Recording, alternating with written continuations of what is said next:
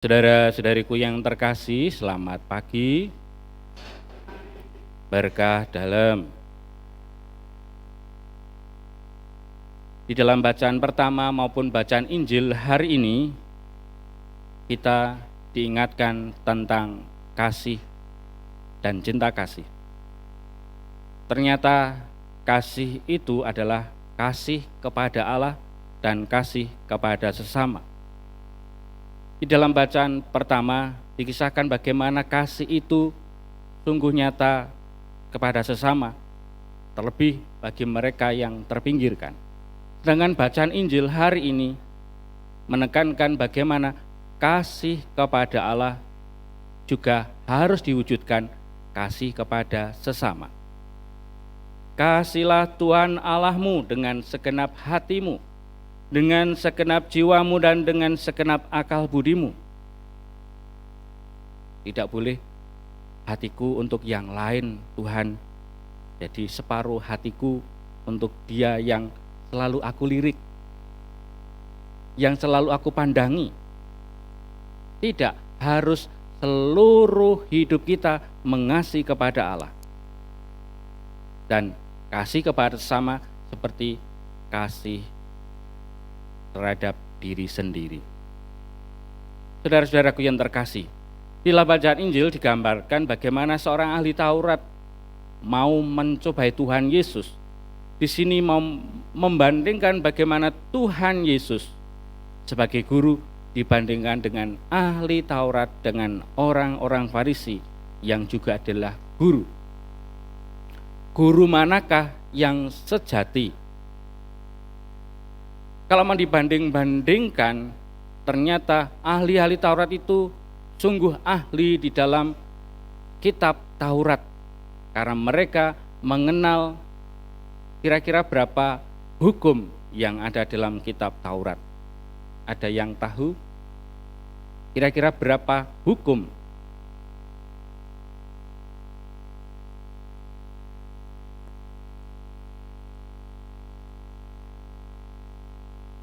Bu Vera kok mantuk, ada tahu? Okay. Baik, ada 613 hukum. Enggak tahu di Indonesia hukumnya ada berapa ya?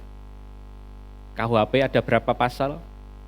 Di kitab hukum Taurat ada 613.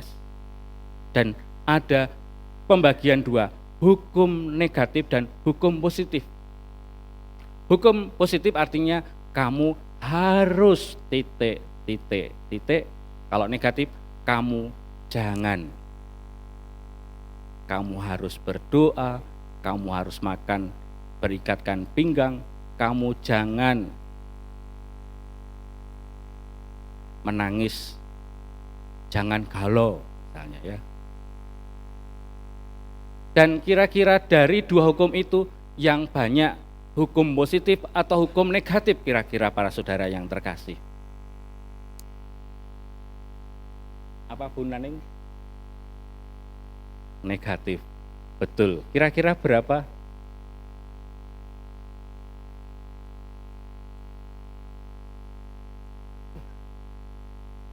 Mendekati 365 hukum negatif.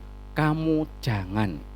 Sedangkan hukum yang positif tidak ada separuh dari 613, yaitu 248. Dari latar belakang inilah, saudaraku yang terkasih, Tuhan Yesus dicobai dengan satu pertanyaan, hukum yang utama, yang terbesar dan terpenting dari 613 itu yang mana? Disinilah letak kesejatian Tuhan Yesus. Dengan jawaban yang sangat luar biasa, yaitu kasihilah Tuhan Allahmu dengan segenap hatimu, dengan segenap jiwamu dan dengan segenap akal budimu, dan dengan kasihilah sesama manusia seperti dirimu sendiri. Ternyata hukum ini yang menjadi ciri khas bangsa Yahudi juga menjadi ciri khas kita, karena Tuhan Yesus mengenapinya bahwa kedua kasih itu adalah yang paling utama dan sama. Artinya bahwa kasih kita kepada Allah harus dibuktikan kasih kepada sesama. Jadi kasih kepada sesama harus merupakan tuntutan kasih sejati kita kepada Allah. Tidak boleh aku mengasihi Allah, tapi aku masih punya dendam. Aku punya sakit hati, sehingga nyerangnya es teh supaya tidak panas hatiku, misalnya itu ya. Aku masih marah dengan orang, padahal katanya mencintai Tuhan Allah. Aku mencintai sesama, tetapi tidak pernah mencintai Tuhan. Jadi saudaraku yang terkasih, mengasihi Allah harus juga terwujud dalam kasih kepada sesama, dan kasih kepada sesama perwujudan nyata bahwa kita sungguh mencintai sesama kita dan mencintai Tuhan. Saudaraku yang terkasih, sungguh pas jikalau kita bicara hari ini adalah tentang kasih, karena di pagi hari ini nanti ada pasutri-pasutri yang akan membarui janji perkawinan mereka, wujud cinta yang secara nyata dalam hidup mereka. Karena di saat mereka mengucapkan janji, misalnya Pak Danang dan Bu Agnes itu bukan hanya mereka yang hadir, tetapi Allah hadir di saat mereka mengucapkan janji. Karena Allah lah yang akan menyempurnakan kasih itu. Sehingga di dalam perenungan ini saya akan mengutip apa yang dikatakan Paus Benediktus XVI dalam dokumennya Deus Caritas Est. Allah adalah kasih.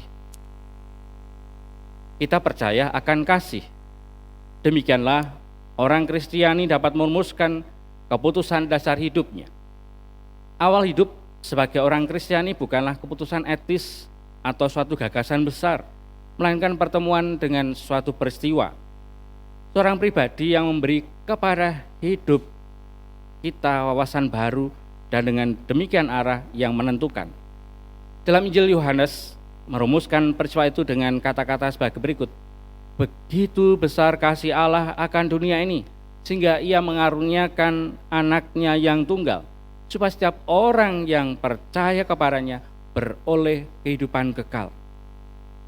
Dengan terima kasih sebagai pusat, iman Kristiani telah menerima apa yang menjadi pusat iman dan memberikan kedalaman dan keluasan baru.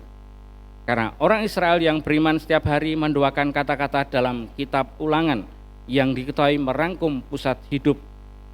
Dengarlah, hai orang Israel, Tuhan itu Allah kita, Tuhan itu Esa. Kasihlah Tuhan Allahmu dengan segenap hatimu, dengan segenap jiwamu, dan dengan segenap kekuatanmu.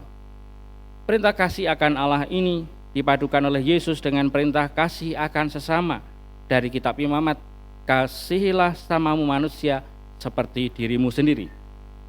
Karena Allah yang lebih dahulu mengasihi kita, maka kasih itu bukan lagi hanya perintah, melainkan jawaban atas anugerah telah dikasih oleh Allah yang menyambut kita tanpa memandang diri kita.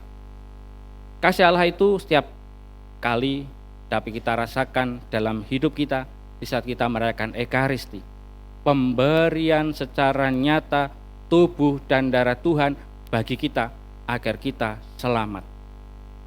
Dalam menghayati Ekaristi, kita disatukan dengan kasih Allah, dengan harapan kita pulang membawa kasih itu dalam keluarga kita. Kasih kepada sesama sungguh nyata menjadi perwujudan kasih kita kepada Tuhan. Semoga cinta kita, kasih kita yang secara nyata dalam hidup ini membuat kita selalu bersukacita karena kita telah dikasih Allah dan kita dituntut untuk juga mengasihi sesama kita. Berkat Tuhan melimpah bagi kita semua.